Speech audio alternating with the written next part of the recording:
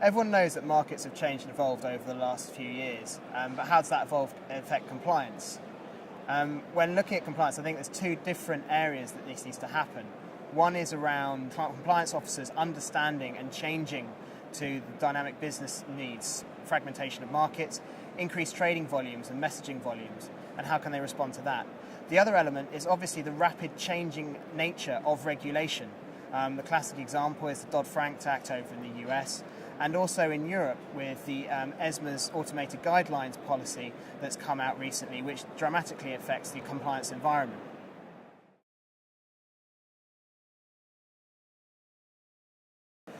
We define an approach to resolve these compliance issues through a simple 6-step process.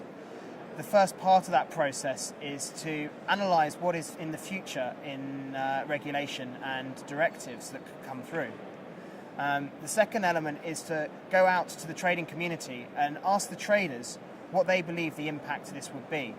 If you cannot relate the compliance solution to the business's requirements, the compliance solution is going to be ineffective. The third part as well is to how can we actually introduce this into a real-time nature. Obviously, with the Redkite solution, we work off a real-time element because we think that brings a great number of efficiencies to the solution, but we need to make sure that we relate the alerts to real-time and make sure it's appropriate. And this might include bringing in things like news sentiment feeds to understand what is happening in the market with news events and relate it through. Classic example of that might be insider trading, or a more recent developed alert such as momentum ignition.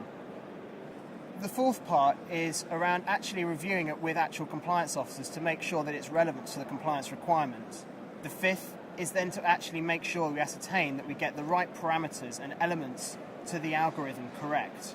Because obviously if we don't do that, again, we will not have an efficient solution to deploy to the compliance department.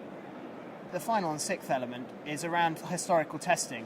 Because if you're developing any algorithms, you want to be able to backtest across the historical data to make sure that it works in a proven tested environment.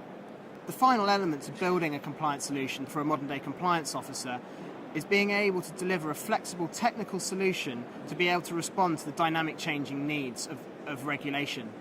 Also, the other element is to make sure that you have a scalable solution that can respond to the growing business requirements.